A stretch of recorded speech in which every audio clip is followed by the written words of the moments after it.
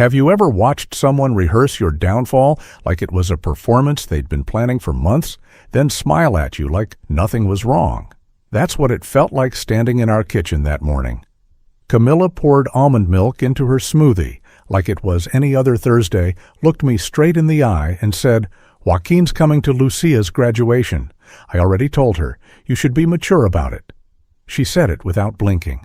Joaquin, her yoga instructor, her so-called spiritual mentor. A man 15 years younger who always seemed to be around when I wasn't. I didn't ask questions. I didn't raise my voice. I just nodded, walked to my car, and let the silence say everything. Because sometimes when you've been betrayed long enough, you stop reacting. But you don't stop remembering. And I remembered everything. This isn't a story about screaming matches or broken plates. It's about quiet dignity, hidden truths, and what happens when the one being underestimated is the only one playing by the rules. If you've ever felt the sting of being replaced but refused to fall apart, this story is for you. Stick around, and if this hits home, leave a comment. Let's talk about it. My name is Daniel Rivas. I'm 48 years old. I've lived in Austin my whole life, and for the past 20 years, I've run a chain of wellness supply stores, organic teas, supplements, candles, all the things people turn to when they're trying to feel better about themselves. Ironically, I was the one selling peace of mind, while mine was quietly unraveling. I met Camilla at a friend's book launch in San Marcos. She was radiant, sharp eyes, quiet laugh, a mind that knew poetry better than spreadsheets. She taught art history at a community college and believed in things like energy intention healing. I didn't, but I believed in her. We married 2 years later, bought a modest house on the south side, and made sacrifices together. When Lucia was born, Camilla left teaching to raise her. I took double shifts, opened the second store, and took pride in the idea that I was building something for all of us. For a while it worked. Our life wasn't luxurious, but it was whole. Family dinners, inside jokes, even the rough patches felt worth it, like part of some larger mission. Camilla discovered yoga during Lucia's middle school years. At first it was harmless, a few classes a week to help with back pain. Then came the retreats. Then came the diet shifts. Then came Joaquin. He ran the yoga studio where she practiced. Ex-professional dancer, long hair, perfect posture, the kind of man who says things like, "Breathe into your resistance," without irony. I met him once. He called me brother. I hated him instantly. But I said nothing. Because that's who I was, low conflict, slow to react, always assuming things would correct themselves with time. Lucia, meanwhile, was growing into a force. She was valedictorian of her high school class, got into UT Austin with a partial scholarship, and worked weekends at a cafe to cover books and groceries. I was so focused on helping her succeed, I didn't notice how far Camilla and I were drifting. The conversations changed. Dinners became quiet. Eye contact disappeared. When we did speak, it was about Lucia's grades, the business or bills, never about us. I chalked it up to stress, middle age, the usual wear and tear. But deep down, I knew something had cracked. It wasn't just the silence, it was the absence of small kindnesses. The way she stopped touching my arm when we passed each other. The way she laughed harder at her phone than at anything I said. The way she started saying things like, "You're just not present anymore." I wanted to believe it was a phase, a valley in the middle of our story. But you can't fix a house when you're the only one still inside it. And yet, I never imagined she would walk out of that house and try to tear it down on the way out. It started with incense. Not the kind we used to burn during Lucia's childhood, soft lavender or sandalwood after dinner. This was something new, sharp, spicy, like smoke trying to mask something rotting underneath. Camilla said it was part of a new breathing technique she was learning at Joaquin's studio. She called it sacred purification. But to me it smelled like distance, like someone covering their tracks. She began leaving the house earlier for class sometimes before sunrise. Her phone, once forgotten on counters and nightstands, now stayed glued to her hand or tucked under pillows. Notifications stopped lighting up. Do not disturb became her default. When I asked how class was, she'd smile vaguely and say, transformational. When I asked where she'd gone after, she'd say, to get green juice with the girls. But somehow every story ended with Joaquin's name. Joaquin said, my root chakra's blocked. Joaquin thinks I should try this retreat in Sedona. Joaquin recommended we cut down on processed oils. We? Since when did we include him? It wasn't one big red flag. It was dozens of small ones, flapping just out of sight, too subtle to accuse her of anything too persistent to ignore. The yoga mat in the car, even when she hadn't gone to class, the mismatched receipts, the scent of unfamiliar cologne on her scarf. But the worst part? She stopped making eye contact when I said I love you, Lucia noticed. One night while doing dishes, she asked, is everything okay with Mom? I hesitated too long before answering. She just seems different, she said softly. Not mad, just somewhere else. I told her all couples go through changes. That stress does strange things. That maybe we just needed time. But I felt like a liar even as I said it. Camila had started keeping a journal, something she hadn't done since college. One afternoon, she left it out on the nightstand. I didn't read it. I wanted to. God, I wanted to. But some part of me still clung to the idea that trust was more valuable than certainty. I tried to reconnect, offered to take a weekend trip, cooked her favorite meal, brought home wine from the vineyard where we spent our honeymoon. She thanked me, politely, then said she had an early yoga class the next day. That night I stood in the hallway and watched the light from her phone flicker under the bathroom door. I could hear her voice soft, hushed, playful. When she came out, I asked, who were you talking to? She didn't even blink. Lucia, about graduation stuff. Lucia was at work. That's when I stopped asking. Not because I didn't care, but because I knew the answers had become rehearsed. And somewhere beneath all that incense and affirmation, my marriage was starting to suffocate. The message came on a Sunday morning. I was sitting on the back porch, coffee in hand, watching the sun rise like I always did when the house felt too quiet to bear. Camila was at breathwork training that weekend, some retreat she claimed was essential for her certification as a yoga mentor. She'd left Friday and wouldn't be back until Monday afternoon. My phone buzzed. Unknown sender. One photo. One line of text. If this is your wife, you deserve to know. I didn't open it immediately. I stared at the notification like it was ticking. Then I tapped. The photo showed Camila in loose white linen pants, barefoot, sitting on a wooden deck somewhere secluded. Her legs were crossed toward Joaquin, who sat opposite her, one hand on her knee, the other brushing her cheek like he was blessing her. They weren't in a studio. They weren't in class. They were alone.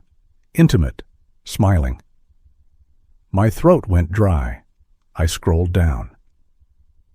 Another message followed. This was taken last night at El Corazon Retreat in Dripping Springs. I used to work at the studio. I've seen this before. I'm not trying to cause trouble, just trying to balance the scale. No name, no request for money, just quiet justice from a stranger. I downloaded the photo, saved it in a private folder, then locked my phone and set it face down. There was no rage, no storm, just a deep exhale I didn't know I'd been holding for months, because now I knew. Everything suddenly fit. The retreats, the slow detachment, the energy shifts she spoke of like gospel. She wasn't healing. She was disappearing. From me, from our family, from the life we had built.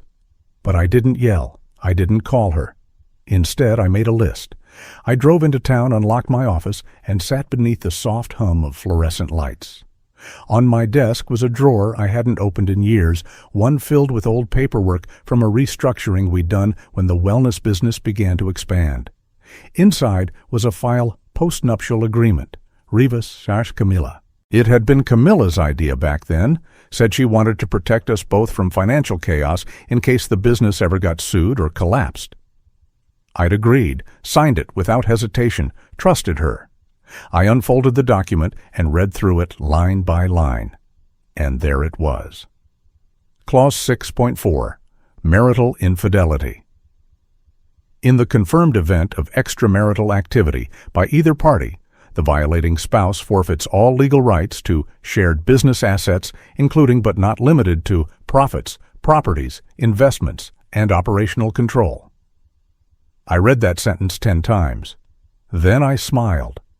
It was the first time I'd smiled in weeks, because this wasn't just betrayal, it was documented, and documentation meant leverage. I knew Camilla. If she was leaving, she had a timeline.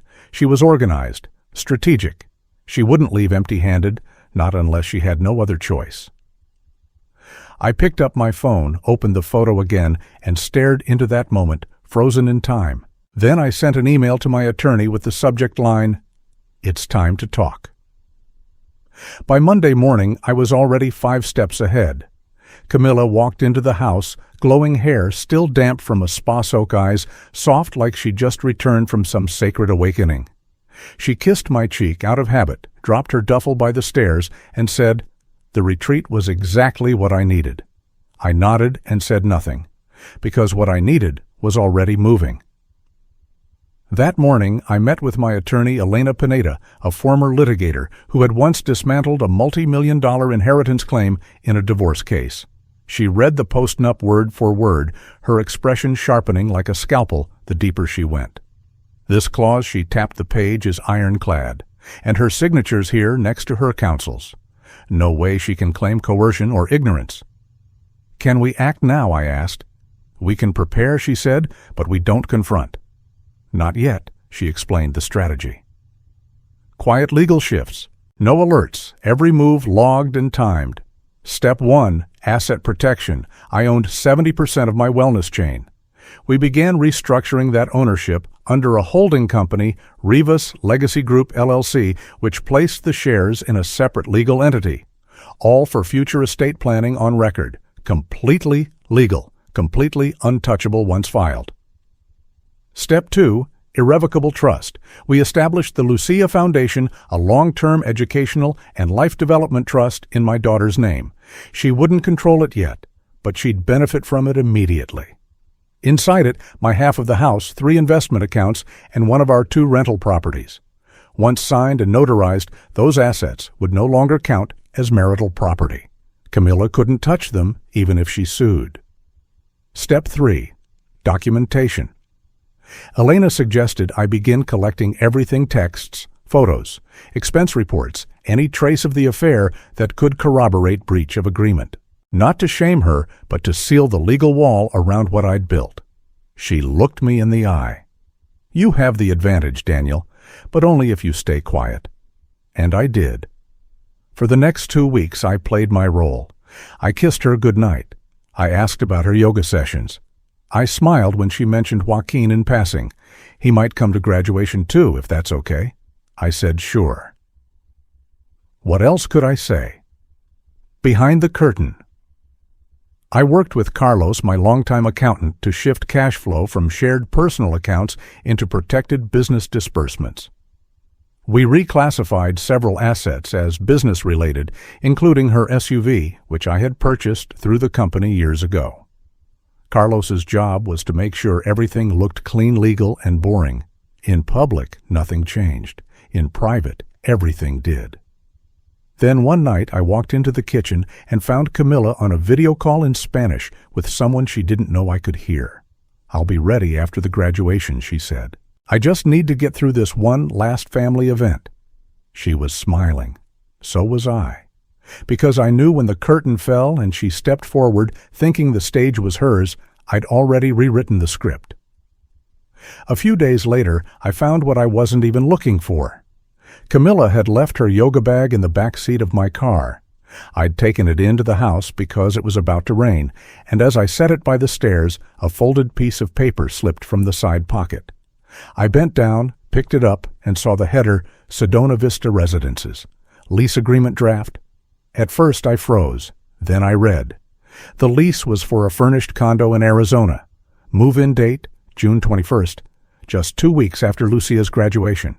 The listed resident, Camila V. Rivas. Monthly rent, $2,800. Term, 12 months. There was no mention of Joaquin, but there didn't need to be. The second page had scribbled notes in Camilla's handwriting. File divorce mid-July. Request mediation, not court. Avoid business asset talk until after move. Lucia needs gentle explanation after paperwork filed.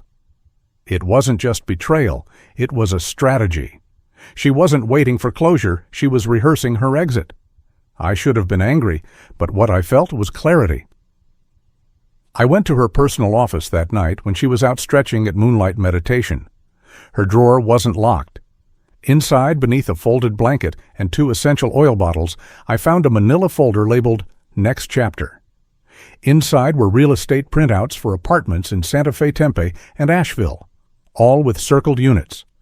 One of them had a note, "Must have natural light. Joaquin prefers east-facing windows."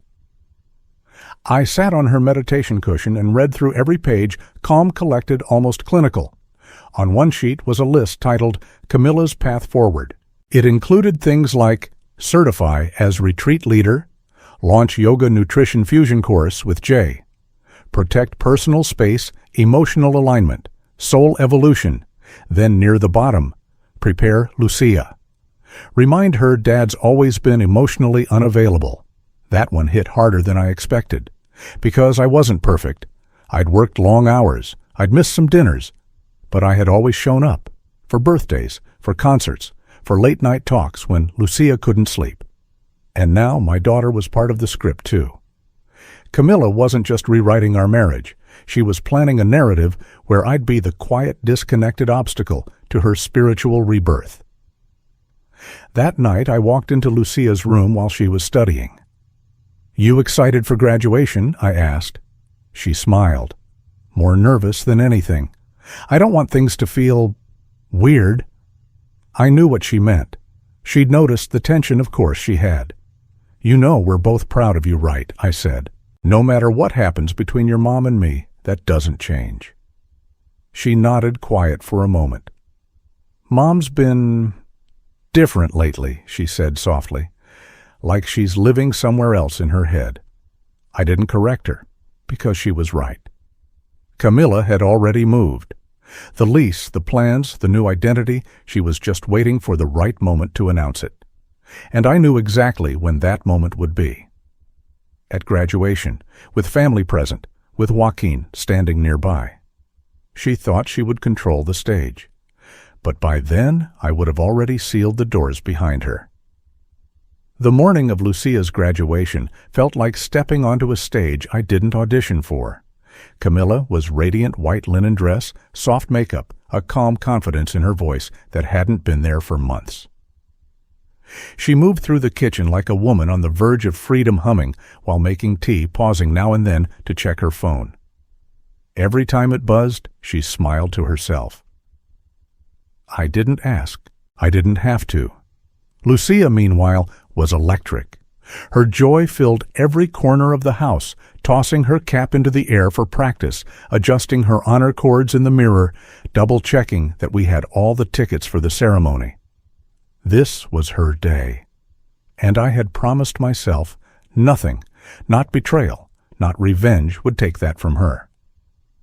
The ceremony was held at the university's outdoor amphitheater. Warm sun, folding chairs, grandparents and cousins flying in from all over. Camilla insisted we arrive early. "We should sit in the front row," she said. "Of course," I replied. And we did. Her on one side of Lucia, me on the other. Joaquin sat just 3 seats down, wearing a pressed shirt that screamed, "I'm important," and a calmness I knew was fake. He waved at Camilla discreetly when he thought I wasn't looking. But I saw everything. Lucia walked across that stage like she owned it. Her name echoed through the speakers. Applause erupted. I clapped until my palms hurt. I had never felt prouder.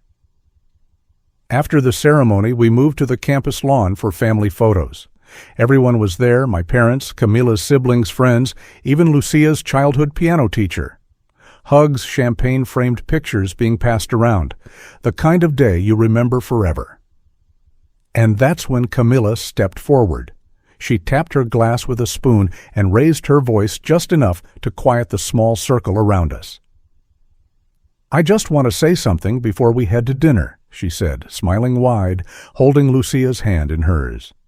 "Today isn't just a celebration of our daughter's future, it's also a moment of truth.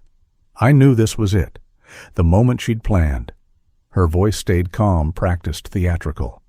"For a long time I've felt lost, disconnected, like I was living someone else's life. And I've realized, in order to honor myself, I need to be honest with those around me." People glanced at one another confused. "Nathan!" She turned to me, using my name in public. "For the first time in years, I'm no longer willing to pretend. I've outgrown this marriage." Gasps. Aunts dropping hands from their mouths. My mother froze mid-sip. Camilla continued unshaken. "I've found someone who sees me, truly sees me, and helps me grow into who I'm meant to be." She turned toward Joaquin. He stepped closer, smiling like he had won something. "This is Joaquin. He and I are starting a new chapter together." Lucia's face went pale. "Mom," she whispered, "what are you doing?" But Camilla didn't respond. She was on script. She was ready for my reaction for a scene, a shout, a shattered glass, maybe even tears. Instead, I reached into my blazer pocket, pulled out a thick manila envelope. "Thank you for your honesty," I said quietly. "Since we're done pretending, I have something for you too." I handed her the envelope. She blinked, confused, glanced at Joaquin, then back at me. The moment shifted. The air changed. Eyes that had been on her were now on me. She opened the flap and began pulling out the contents. First hotel receipts, then time-stamped photos, then the post-nuptial agreement infidelity clause highlighted in yellow. She kept flipping hands, trembling. Camilla, who moments ago had looked invincible, now looked hollowed out. And then the final page, trust documentation, property transfers, business asset restructuring, all filed, all legal, all done. Her voice cracked. "What is this documentation?" I said. "While you were planning your future, I was protecting our daughters." She stared at the papers, lips parted, but silent. Joaquin stepped forward, grabbing at the folder. His face twisted as he read the final lines. "What does this mean?" he asked. I turned to him for the first time all day. "It means the woman you're starting a new life with just lost access to everything she thought she'd walk away with." Silence, then murmurs. Then the unmistakable sound of Camilla's fantasy falling apart. Lucia didn't say a word, but she reached for my hand and held it. Camilla stood frozen on the grass, surrounded by family diploma, still in Lucia's hand, the manila envelope in hers. She flipped through the documents like someone trying to outrun their own signature. Her eyes scanned the highlighted clauses, the receipts, the timestamps, all confirming what she thought she had so carefully hidden. But the real blow came when she reached the last section, a notarized trust document. My half of the house transferred. 3 of our rental properties moved. 65% of our business equity redirected into the Lucia Foundation, an irrevocable trust that I now managed but didn't own. She looked up, panic replacing confidence. "You can't do this. I already did." She turned to Joaquin, seeking support. But his face had gone blank, scanning the papers like a man who just realized the mansion he thought he inherited was actually a library card. He stepped back slightly, voice lower now. "Wait. So what exactly does this mean?" "It means," I said loud enough for the people behind us to hear, "that everything she was planning to take is now legally beyond her reach. The only thing she's entitled to is her choices." A ripple of whispers passed through the crowd. No one moved. Even Lucia was quiet, her grip on my hand tightening, not out of fear, but maybe out of quiet awe. Camilla's voice wavered. "This is humiliating." "No," I replied. "This is clarity. You tried to make this moment about your escape. I made it about our daughter." Then I pulled out one final document from my jacket, thinner but just as heavy. A witness statement from a former retreat attendee who'd seen her and Joaquin enter and exit the same cabin multiple times during her so-called healing weekends. Attached were screenshots of text messages, signed and dated. I didn't just gather evidence, I added. I built a timeline. You didn't just break a vow, you broke a contract. She didn't reply. She couldn't. Joaquin, now visibly uncomfortable, stepped further back. Whatever vision of their new life he had imagined, yoga retreats funded, business ventures, cozy desert lofts, was dissolving under the weight of notarized proof and legal strategy. Camilla clutched the envelope like it might reverse everything if she held it tightly enough.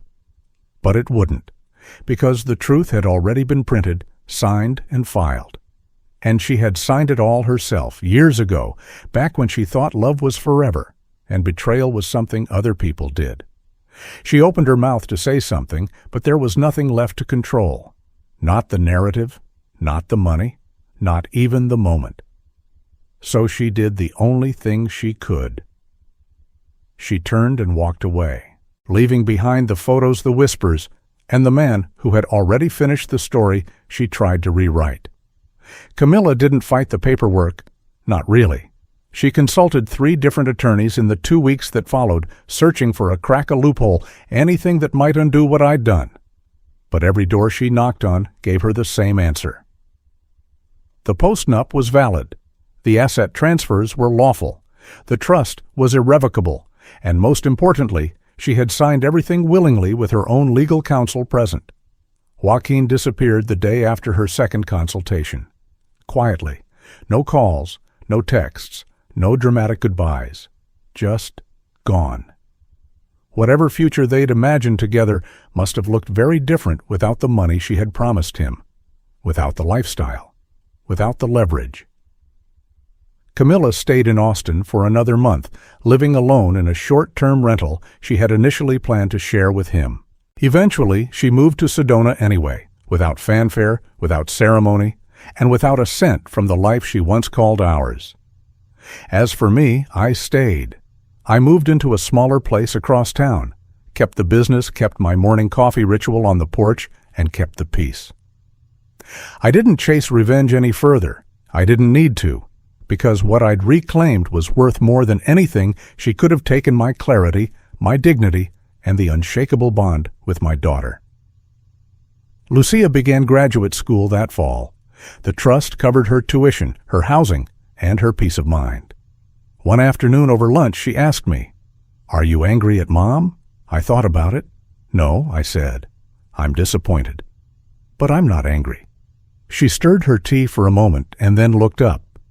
"Are you angry at yourself?" That one landed harder. Maybe I said, for not seeing it sooner, for trusting too long. But I think I needed to. She reached across the table and placed her hand over mine. "You didn't lose anything, Dad. You just stopped pretending." I smiled. Not the kind of smile people fake. The real kind, quiet, tired, honest. Because she was right. What I lost wasn't Camilla. It was the illusion that she was ever still with me. And once illusions fall away, what remains is something more solid than fantasy truth. And peace. Stories like Daniel's hit harder because they aren't built on dramatic revenge. They're built on strategy, restraint, and dignity. When betrayal strikes, most people expect an explosion. But what truly changes the game is a man who responds with intelligence instead of impulse. Daniel didn't scream. He didn't post screenshots online. He didn't try to shame anyone into sympathy. He planned, he protected, and he prioritized what mattered most: his daughter, his peace, and his legacy. That kind of quiet strength speaks louder than any confrontation ever could. The legal preparation he did wasn't just about protecting assets. It was about reclaiming authorship over his own life.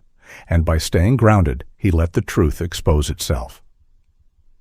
If you've ever been blindsided, underestimated, or written out of your own story, maybe this isn't just his story. Maybe it's a mirror. Leave a comment if this made you rethink how strength should look. Maybe you've lived something similar. Maybe you stayed silent too long. Or maybe you're finally ready to stop pretending. And if you found this story powerful, don't forget to subscribe. We tell the kind of stories that stay with you. The ones that start quietly, but end in truth.